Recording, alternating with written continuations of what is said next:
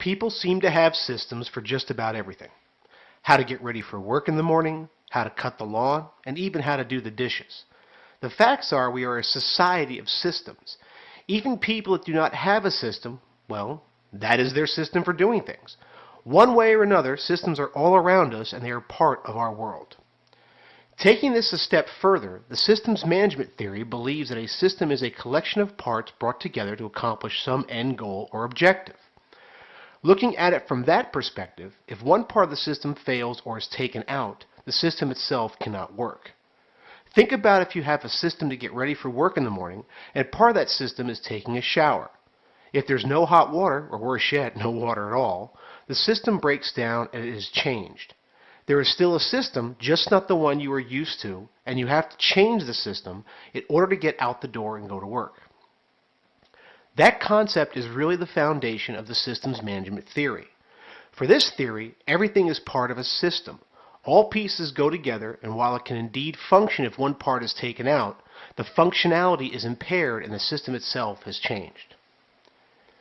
If we take that thought process behind this theory, it is safe to say we can begin to see how this theory helps with a global representation. What I mean is, if we have systems and they work, we can reproduce them all around the world. Okay, with some modifications. Take McDonald's, for example. While the food in other countries might be different, there are no hamburgers at McDonald's in India, the system to get the food is the same. Walk up, look at the menu on the board, order combo meal number 4, and you're on your way. Thus, the system is duplicated around the world and it works. Again, we do have to make some modifications, and I do not want you to think that one system works the same everywhere. But even with modifications, the system makes it much easier for an organization to produce a similar customer experience around the world. While McDonald's is only one example, there are many more, such as Starbucks, Walmart, or boarding an airplane. The list goes on and on. As you can see, there is usually a company behind the system, but the system is part of how the company runs. In a few moments, we are going to talk about different viewpoints on systems, and that will also help you to understand the systems management theory. The best way to understand this concept is to imagine transportation and different modes of transportation. We can say we are going to California, but we could take a bus, car, or plane. The same applies to the different viewpoints of the system types involved in systems management theory. While systems themselves can be duplicated and go global, there are aspects of system types, or architecture if you will, that help frame the type of system being used. In systems management theory, we have 3 basic system types. Open system, a system that continually interacts with the environment around it. For example, a manufacturer might use several different suppliers of flour to make the product they produce, or an organization might have to move or change as the demands of consumers change. Closed system is the opposite of an open system. It is a system or company independent of the environment around it. Usually when we look at closed systems, we are looking at very high-tech types of products that have limited sources of input and produce a consistent product or output, like space satellites. In fact, satellites are produced in a protected environment like a lab to ensure there's no contamination. One of the simplest images that can help you grasp these first 2 types is a jar. When it's open, it's an open system. It can interact with air, water, and anything else around it. When it has a lid on it, it's a closed system.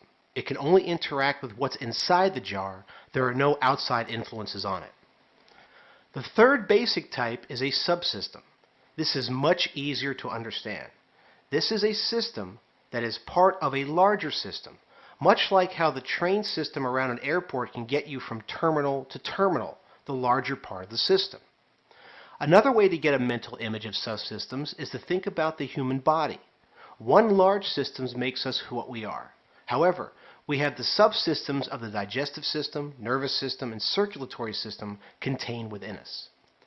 The different types of systems exist, as odd as this sounds, where they are needed. It is best not to really look at them as separate systems, but rather as a viewpoint on what type of system, or we could say product, is present. Like our example of the company that needs flour, It is only an open system because the company does interact with the environment around it, a wide range of suppliers, and then ultimately a wide range of consumers. A closed system could be represented by the messages one might get from corporate headquarters. Those messages go out and tell you what to do, and they are not looking for feedback or interaction. Do not get confused about the fact that when we talk about systems here, we are not talking about the specific steps it takes to produce a product. We're talking about whether those steps, taken together, have the characteristics of an open, closed, or subsystem.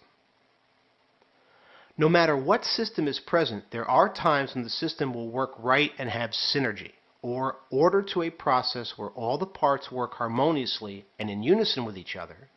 Or there are times that entropy will be present, and that is discord or a lack of predictability, a gradual decline into disorder. In other words, either things work together or they do not. No matter what system you have, open, closed, or subsystem, there can be either synergy or entropy present. It is a matter of how the managers producing the product want the system to work.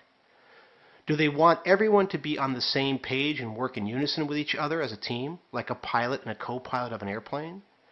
Do they like it when there is discord and people compete or fight against one another, like a sales team where natural competition and discord is sometimes preferred?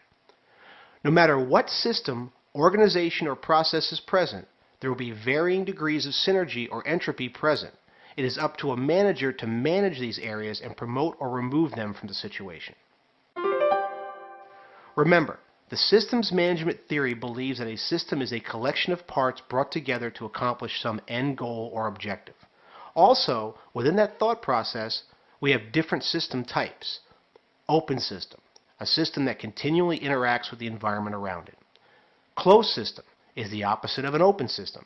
It is a system or company independent of the environment around it. And subsystem, a system that is part of a larger system. These types of systems can operate with synergy or entropy. Just because the system is present does not mean it will run smoothly. What system an organization uses is dependent on the type of product they produce and how the company wishes to run. No matter what, at the end of the day, every company has to have a system in order to function. It is just a matter of what type of system they choose.